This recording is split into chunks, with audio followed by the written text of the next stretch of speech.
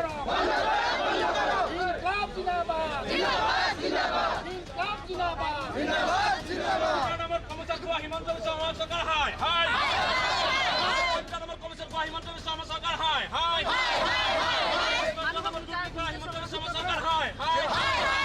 হায় diesel go back go back go back কর্মীটা বন্ধ কৰিব লাগিবই লাগিবই লাগিবই ৰাইজৰ দলে স্পষ্টভাৱে স্মাৰ্ট মিটাৰ বন্ধ কৰাটো বিচাৰিছোঁ কোনো পৰ্যায়ে স্মাৰ্ট মিটাৰ লাগু হৈ থকাৰ আমি নিবিচাৰোঁ সমগ্ৰ অসমতে প্ৰবল প্ৰতিবাদ চলি আছে ধাৰাবাহিকভাৱে প্ৰতিবাদ চলি আছে মুখ্যমন্ত্ৰীক দেখা পাইছে নিৰ্বিকাৰ হৈ আছে এপিটিচিএলৰ এমডিএকক অধ্যক্ষকক তেখেতলোকে নিৰ্বিকাৰ হৈ আছে শক্তিমন্ত্ৰীগৰাকী নিৰ্বিকাৰ হৈ আছে গতিকে তেখেতসকলে ভাবিছে কি যে অসমবাসী জনতাই যিটো বিচাৰি থকা নাই যিটো ব্যৱস্থাক বিচাৰি থকা নাই এই স্মাৰ্ট মিটাৰ আজি সমগ্ৰ অসমৰ গাঁৱে ভূঞে চহৰে নগৰে সকলো অঞ্চলতে প্ৰতিবাদ সাব্যস্ত হৈ আছে কিন্তু তেওঁলোকে প্ৰতিবাদ সাব্যস্ত হোৱাৰ পাছত কিয় এইটো বন্ধ কৰিবলৈ আগবাঢ়ি আহি থকা নাই সেয়া এটা ৰহস্যৰ বিষয় আমি অনুমান কৰিছোঁ যে তেখেতসকলে ক'ৰবাত নহয় ক'ৰবাত কমিশ্যনৰ অংক কৰিছে যে এটা বৃহৎ পৰিমাণৰ এটা লেনদেন হৈ আছে এটা বৃহৎ প্ৰতিষ্ঠানক আদানীৰ নিচিনা প্ৰতিষ্ঠানক তেখেতসকলে এইটো ঠিকা দিছে গতিকে তাৰ বৃহৎ অংক যিহেতু লেনদেন হৈছে গতিকে সেই লেনদেন ৰক্ষা কৰিবৰ কাৰণে আজি অসমৰ মানুহক তেওঁলোকে লুণ্ঠন কৰিবৰ কাৰণে কুণ্ঠাবোধ কৰি থকা নাই ৰাইজে ইমান প্ৰতিবাদ কৰাৰ পাছত তেখেতসকলে যে কোনো কাৰণতে এটাই বিবৃতিও প্ৰদান কৰি থকা নাই তাৰ অৰ্থটো হৈছে যে তেখেতসকলে যি লুণ্ঠন কৰিছে আৰু আমি ভাবোঁ যে এই গোটেই লুণ্ঠনৰ বা গোটেই লেনদেনৰ গোটেই কমিশ্যনৰ যি অংক চলিছে এই অংক গোটেইখিনি মুখ্যমন্ত্ৰী ডাঙৰীয়াৰ হস্তক্ষেপত চলি আছে মুখ্যমন্ত্ৰী বৰঘৰলৈকে এই কমিশ্যনৰ পইচা গৈ আছে বুলি আমাৰ অনুমান হৈ আছে গতিকে আমি মুখ্যমন্ত্ৰী ডাঙৰীয়াক আহ্বান কৰিছোঁ যে আপুনি আৰু টকাৰ পিছে ইমান ঘূৰিব নালাগে অসমবাসী আপোনাক মুখ্যমন্ত্ৰী আসনত অধিষ্ঠিত কৰিছিল আপুনি অসমবাসীৰ হৈ আপুনি কাম কৰিব লাগে জনসাধাৰণৰ যিটো বিচাৰে সেই কাম আপুনি কৰিব লাগে জনসাধাৰণে নিবিচাৰে কামত আপুনি কোনো দিনেই কোনো কাৰণতে গুৰুত্ব প্ৰদান কৰিব নালাগে এই আমি আহ্বান কৰিছোঁ আপুনি ৰাজধৰ্ম পালন কৰক আপুনি কিয় আদানীৰ পক্ষ লৈছে আপুনি কিয় স্মাৰ্ট মিটাৰৰ পক্ষ লৈছে আমাৰ প্ৰশ্ন হৈছে এইটো গতিকে অসমবাসী ৰাইজে বিচাৰিছে স্মাৰ্ট মিটাৰ বন্ধ হ'ব লাগে আমি ৰাইজৰ দলে আজি এপিডিচিএলৰ মুখ্য কাৰ্যালয়ত বিজুলী ভৱনত আমি ধৰ্ণা দিব আহিছিলোঁ আমি শান্তিপূৰ্ণভাৱে বিজুলী ভৱনত সোমাই আমি এমডিৰ লগত বহি কথা পাতিব বিচাৰিছিলোঁ অধ্যক্ষৰ লগত বহি কথা পাতিব বিচাৰিছিলোঁ কিন্তু আজি অসম আৰক্ষীয়ে গেট বন্ধ কৰি আমাক সোমাব দিয়া নাই আমাৰ ৰাইজৰ পইচাৰে পৰিচালিত হৈ থকা এই বিজুলী ভৱনত আমি সাধাৰণ ৰাইজৰ হকে আমি আহিছিলোঁ আমাক কিয় সোমাব দিয়া হোৱা নাই ইয়াৰ ফেচিবাদী নহয় নেকি ইয়াৰ ফেচিবাদ নহয় নেকি গতিকে এই ফেচিবাদ বন্ধ কৰিব লাগে বুলি আমি মুখ্যমন্ত্ৰী ডাঙৰীয়াক আহ্বান কৰিছোঁ এমডিকো এপিডিচিএলৰ এমডিকো আমি আহ্বান কৰিছোঁ আপোনালোকে ফেচিবাদ বন্ধ কৰক গণতান্ত্ৰিকভাৱে সংগ্ৰাম কৰাৰ অধিকাৰ সকলোৰে আছে আমি গণতান্ত্ৰিকভাৱে আপোনালোকৰ লগত মাত মাতিব আহিছিলোঁ গতিকে আমাক মাত মাতিবলৈ সুযোগ দিব লাগে ধাৰাবাহিকভাৱে প্ৰতিবাদ চলাই আছোঁ আৰু দুৰ্ভাগ্যজনকভাৱে ইমান প্ৰতিবাদৰ পিছতো হিমন্ত বিশ্ব শৰ্মাৰ চৰকাৰখনে কথাটো কোনো ধৰণৰ দায়িত্ব সহকাৰে লোৱা নাই কোনো ধৰণৰ পদক্ষেপ লোৱা নাই কোনো ধৰণৰ মন্তব্য দিয়া নাই গতিকে আমি বিচাৰিছোঁ যে এই ক্ষেত্ৰত সহায় কৰিব লাগে এতিয়া কাৰ্যসূচী চলাইছে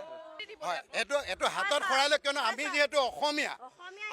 অসমীয়া গতিকে আমাৰ তামোল পাঞ্জুৰ গামোচাখন আৰু শৰাইখনেই হ'ল আমাৰ আটাইতকৈ মৰ্যাদাপূৰ্ণ আৰু আমাৰ সকলোতকৈ যিহেতু আমাৰ হৃদয়ৰ এটা অসমীয়া সমাজৰ যিহেতু আমাৰ হৃদয়ৰ পৰম্পৰাই নহয় আমাৰ সমাজত প্ৰতিজন হৃদয়ত আমাৰ এখন গামোচা আৰু শৰাইখন তামোল পাঞ্জোৰা থাকে গতিকে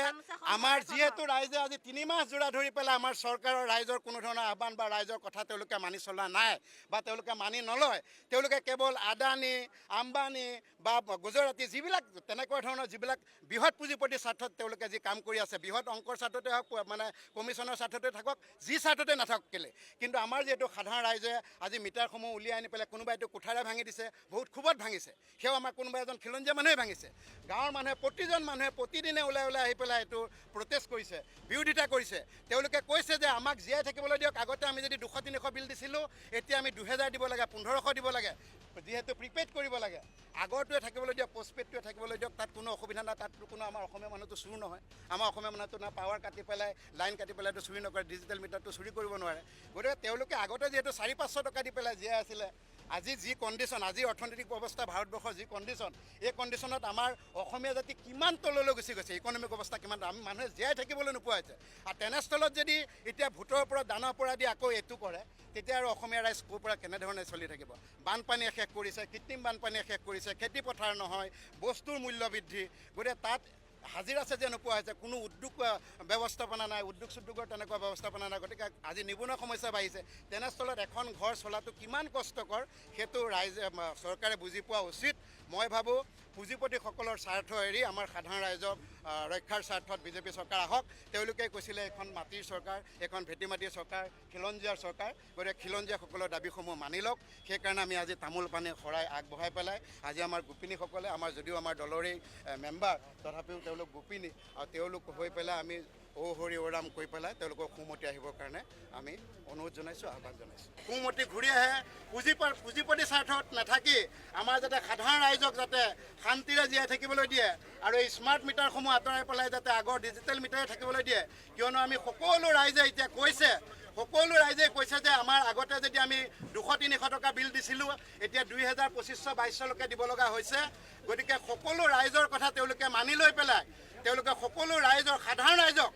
যিসকল ভোটাৰ ৰাইজে তেওঁলোকক ৰজা বনাইছে তেওঁলোকৰ ওপৰত ভৰসা ৰাখি পেলাই নিজৰ পৰিয়ালক পোহপাল দিবলৈ আগবাঢ়ি আছে বা জীয়াই থাকিব লাগিব, তেওঁলোকক লৈ আমি সকলো প্ৰশাসনৰ সকলো লোকে আমি অনুৰোধ জনাইছোঁ। APDCLৰ অধ্যক্ষ মহোদয়ক অনুৰোধ জনাইছোঁ, আমাৰ মুখ্যমন্ত্ৰী মহোদয়ক অনুৰোধ জনাইছোঁ। নন্দিতা গাৰ্লছা ডাঙৰীয়া যদিও তেওঁৰ কোনো ধৰণৰ আমি এক্টিভিটি দেখা নাপাওঁ, তথাপি তেখেতকো শক্তিমন্ত্ৰী হিচাপে আমি প্ৰাৰ্থনা জনাইছোঁ যাতে তেওঁৰ সুমতি আহে আৰু সাধাৰণ ৰাইজক যাতে জীয়াই থাকিবলৈ শান্তিৰে যাতে অসমীয়া ৰাইজক জীয়াই থাকিবলৈ সুবিধা দিয়ে। তাৰ কাৰণে আজি যি আমাৰ কাৰ্যসূচী স্মাৰ্ট মিটাৰ আঁতৰাই পেলাই আগৰ মিটাৰেই থাকক, আমাৰ ডিজিটেল মিটাৰটো থাকক, তাত ৰাইজৰ কোনো আপত্তি আমি পোৱা নাই। গতিকে ৰাইজৰ প্ৰতি সন্মান জনাই তেওঁলোকক আমি সিদ্ধান্ত ল'বৰ বাবে অনুৰোধ কৰিছোঁ। হিমন্ত বিশ্ব শৰ্মা হাই হাই হিমন্ত বিশ্ব শৰ্মাই সকলোৱে জানে স্মাৰ্ট মিটাৰ নামত হিমন্ত বিশ্ব শৰ্মাই কোটি কোটি টকাৰ কমিশ্যন খাইছে। প্ৰতিঘৰ মানুহে